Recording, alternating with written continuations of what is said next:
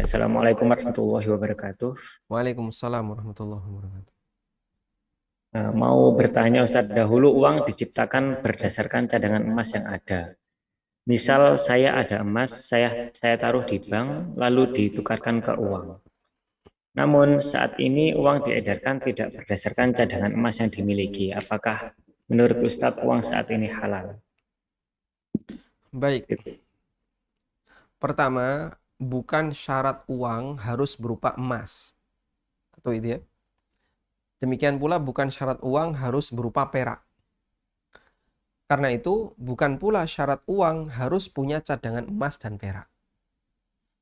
Jadi kalau uang itu tidak harus dalam bentuk koin emas, tidak harus dalam bentuk koin perak, berarti turunannya uang itu juga tidak harus memiliki cadangan emas dan perak. Baik, kesimpulan ini dari mana?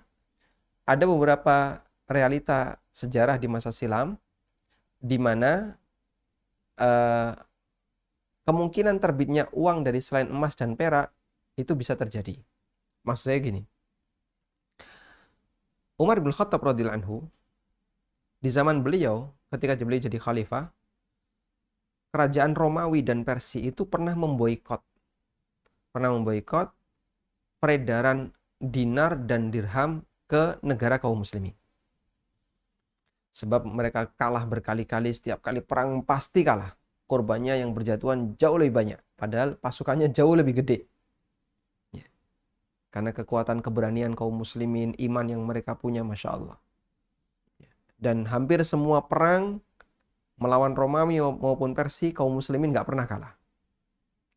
Padahal jumlah pasukannya lebih sedikit. Akhirnya mereka memboikot. Dinar yang dicetak oleh Romawi nggak boleh beredar ke negeri kaum muslimin.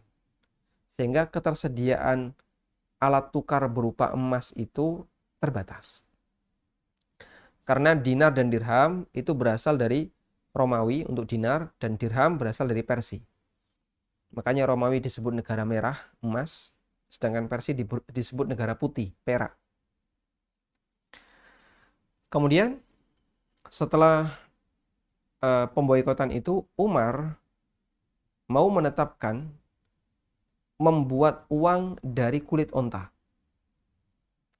Umar mau membuat ketetapan, akan kita buat uang dari kulit onta.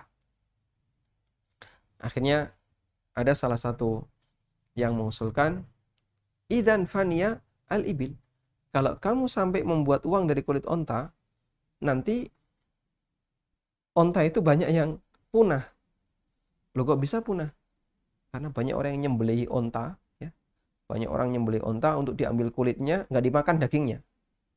Sebab kulitnya bisa dipakai jadi uang. Akhirnya beliau gagalkan rencana itu. Baik. Makanya ini tadi saya sampaikan, ada kemungkinan itu terwujud. Tapi nggak jadi ada sebab pertimbangan yang lain.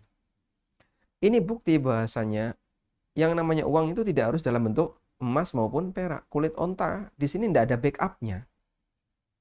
Kulit onta ini kalaupun jadi uang itu nggak ada backupnya. Dalam arti tidak di backup oleh emas maupun perak. Tapi diresmikan oleh negara bahasanya ini bisa dijadikan sebagai mata uang. Dan akhirnya rencana itu digagalkan karena pertimbangan tadi. Kemudian juga pernyataan yang disampaikan oleh Imam Malik bin Anas. Imam Malik rahimahullah pernah mengatakan, "Lau anna nasa abahul juluda, fayakunu lahum sikkah wa ain." Kalau orang itu menggunakan kulit dan mereka jadikan sebagai media dan alat tukar, saya akan larang mereka untuk melakukan transaksi antara kulit dengan uang emas secara tidak tunai. Artinya menurut Imam Malik, jika memang kulit itu jadi resmi jadi uang, berarti ketika dipertukarkan dengan emas wajib tunai agar bisa memenuhi standar hukum ribawi.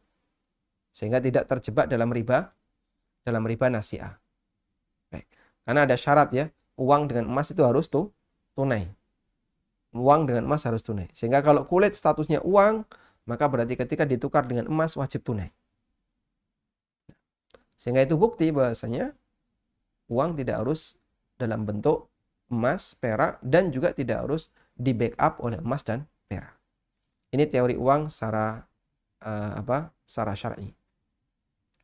Karena seperti yang kita tahu, uang dengan bahan emas dan perak itu tidak datang dari kaum muslimin, tapi datang dari Romawi dan Persia. Wallahu a'lam.